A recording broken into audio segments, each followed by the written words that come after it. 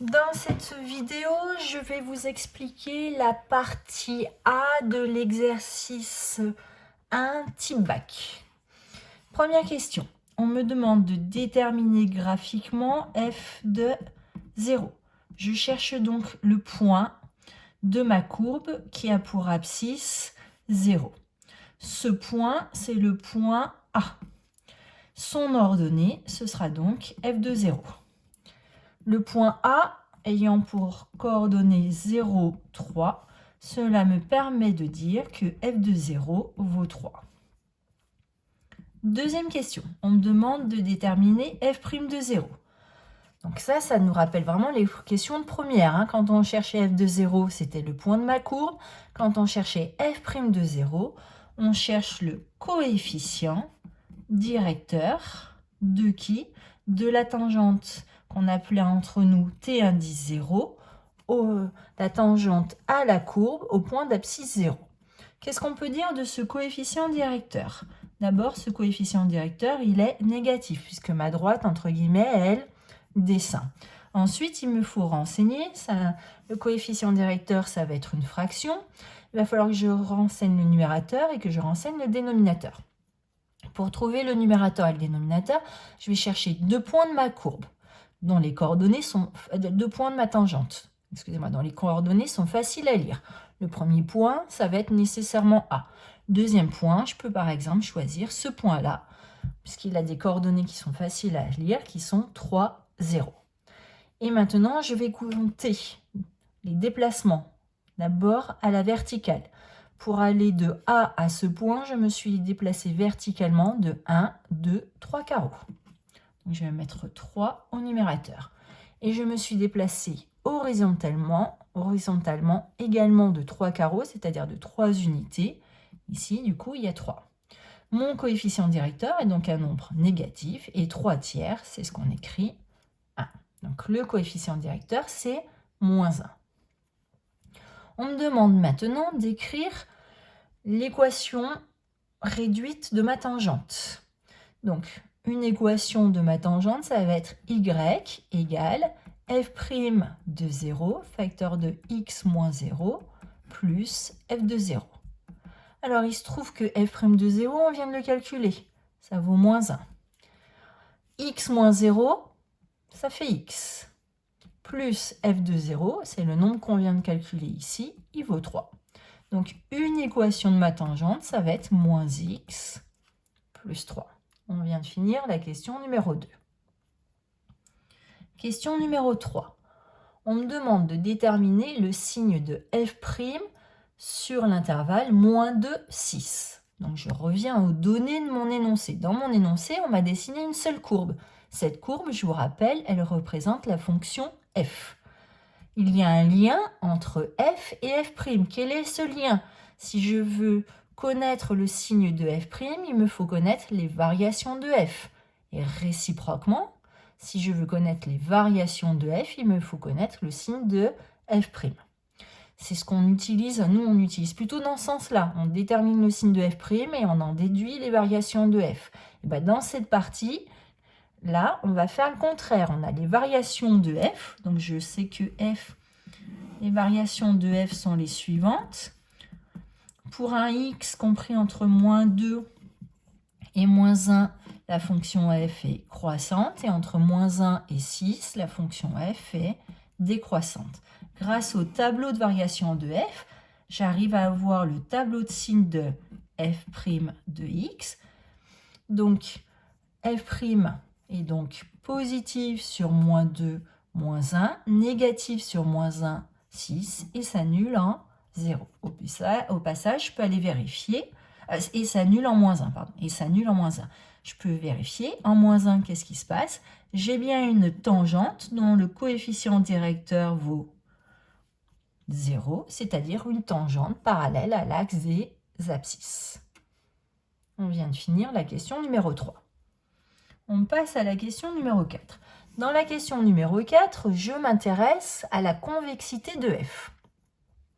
Pour avoir la convexité de f sur l'intervalle moins 2, 6, 3 stratégies possibles. Alors, soit vous vous intéressez, je vous rappelle, au mot convexe, soit au mot concave, Donc, de façon générale, vous préférez vous intéresser au mot convexe. Donc, f est convexe sur I. Pour montrer que f est convexe sur I, 3 stratégies. Stratégie 1, je regarde C de f. Et il faut que C de f, elle soit au-dessus de ses tangentes sur I. Stratégie 2, il faut que f', elle soit croissante sur I. Stratégie 3, elle concerne cette fois f seconde. Et il faut que f seconde soit positive sur I. Ces 3 stratégies me permettent de dire que f est convexe sur l'intervalle I. Ici, quelle est la stratégie que je vais mettre en place? Je reviens à mes données. On m'a donné une courbe. Quelle est la courbe qu'on m'a donnée? C'est celle qui représente f. Je vais donc mettre en place la stratégie numéro 1. Pourquoi je ne peux pas mettre là en place la stratégie numéro 2? J'ai des informations sur f'. Les informations que j'ai sur f', c'est son signe. Et moi, je voulais connaître les variations de f'. Donc, je ne peux pas mettre en place ici la stratégie numéro 2. Alors, on va regarder la stratégie numéro 1.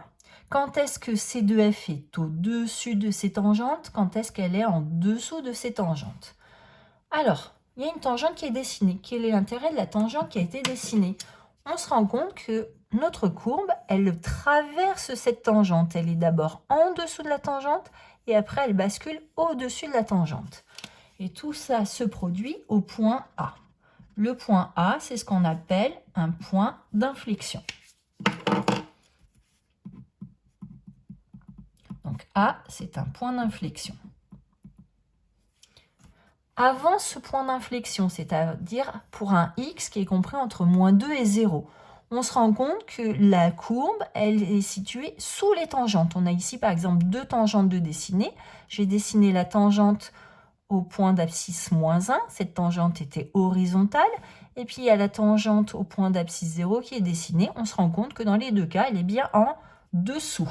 Donc d'après le graphique, je vais pouvoir dire que sur la zone -2, 0, la fonction f, donc quand on parle de la convexité de f, donc là il faut arriver à lire convexité, hein. La fonction f, elle est concave, et entre 0 et 6, elle bascule au-dessus de ses tangentes. Si je dessine ici à main levée une tangente, je vais voir qu'elle est à peu près comme ça. Donc ma courbe, elle a l'air d'être au-dessus de ses tangentes. On va pouvoir dire qu'elle est convexe sur la zone, sur l'intervalle 0,6. Enfin, la dernière question. Question numéro 5. On me demande d'encadrer par 2 entiers consécutifs, ça veut dire 2 entiers qui se suivent, l'intégrale entre -1 et 0 de f de x dx. Alors, quand j'ai une intégrale comme ça, je pense tout de suite à l'aire d'un domaine. L'aire de quel domaine? Alors, un domaine qui serait délimité par 4 contraintes. C de f, l'axe des abscisses, x égale 0, x égale -1. Est-ce qu'il y a un lien entre l'aire de ce domaine et cette intégrale? Oui, j'ai le droit de marquer ici le égal à une condition, que f, elle soit continue et positive sur l'intervalle -1, 0. Est-ce que c'est le cas? Sur l'intervalle -1, 0, la fonction f est bien continue, puisqu'il n'y a pas de trou, il n'y a pas de décrochage, et elle est bien positive, puisqu'elle est située au-dessus de l'axe des abscisses. Cette contrainte-là étant respectée, j'ai le droit de mettre le égal. Donc finalement, ce qu'on me demande de calculer, c'est l'aire d'un domaine. Ce domaine, je vais aller l'assurer. Ce domaine, il est ici en orange fluo. Je l'ai assuré.